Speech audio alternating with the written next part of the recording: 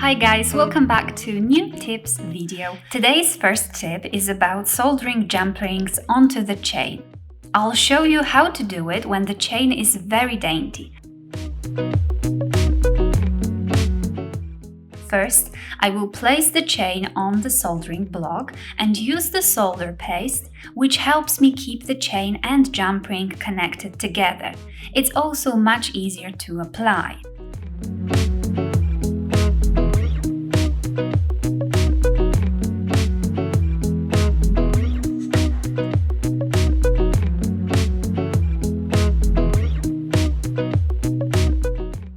Then, with the help of separate soldering blocks, I will create a shield to protect the chain from the heat.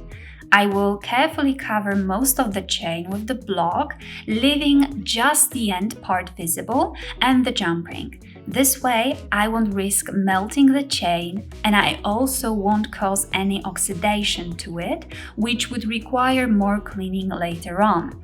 This way is very quick and easy, and I recommend it a lot.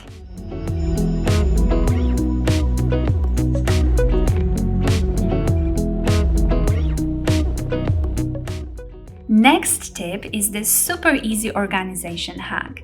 If you have a lot of rings in your stock and want to keep track of their sizes, you can use little sticky notes.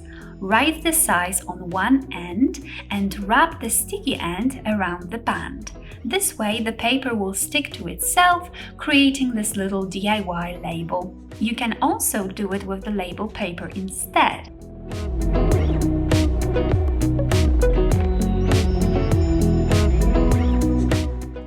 I then put each item in a little recycled plastic bag and store it in the box.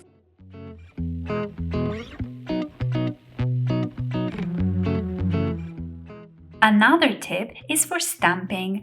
I recently discovered these handy guides which help you stamp on the metal.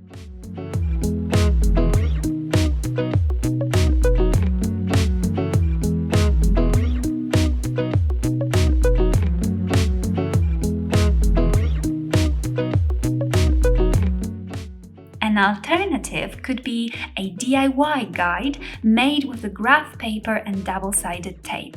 Whether it's a word that consists of a lot of letters or a mandala shape, you will be using many stamps and will need to place them symmetrically. You could draw the grids on your design by hand, or you could use these guides that will easily help you arrange where you need to stamp.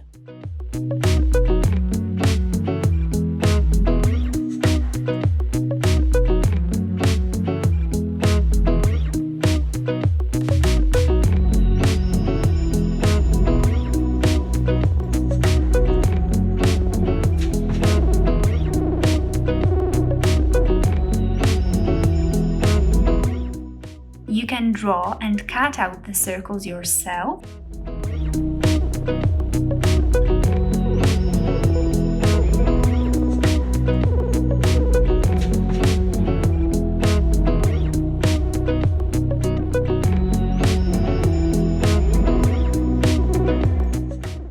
Or you could use the circle paper cutter. Just pay attention where are the lines.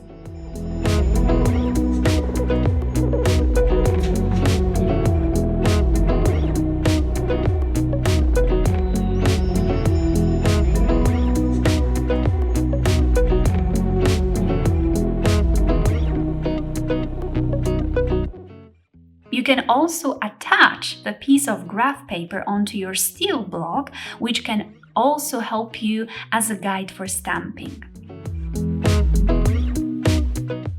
Here is the tip that will help you place the stone in the bezel correctly after everything is soldered. Simply mark on the paper where is the seam of your bezel and if your stone has any inclusions or markings. This can help you make sure that your bezel is soldered correctly onto the back plate and then arrange the stone when setting.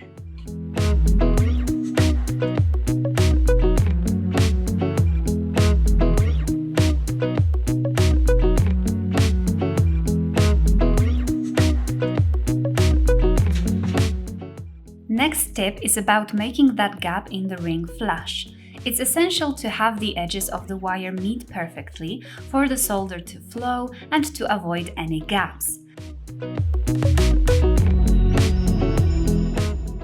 This easy trick will help you fix uneven edges. Simply cut through the gap with your saw, which will smooth out the edges and make them even. Check the fit and repeat if necessary. So far, this trick worked for me as a charm.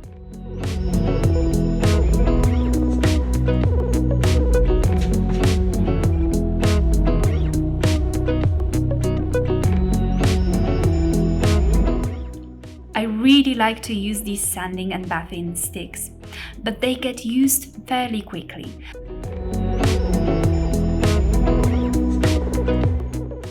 To recycle them, I remove the old paper to attach new one myself.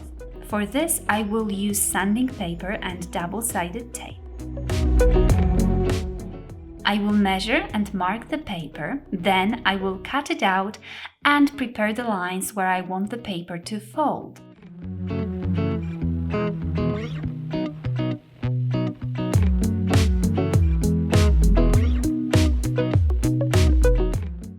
Then I attach it onto the wooden stick. This one is quite small and triangle, which proved to be very useful.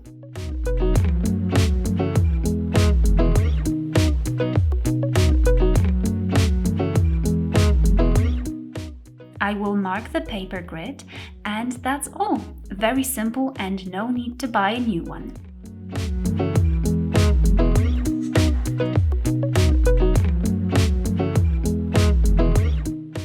Last tip for today is this little trick I use to straighten my wires. Sometimes they get tangled, have these loops, and are uneven. You can straighten them by hand.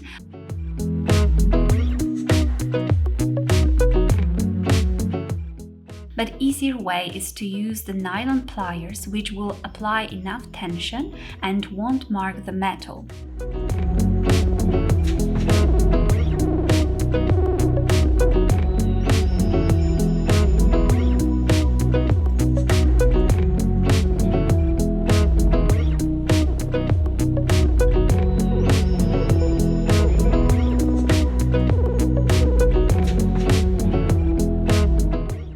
That's all I have for you today.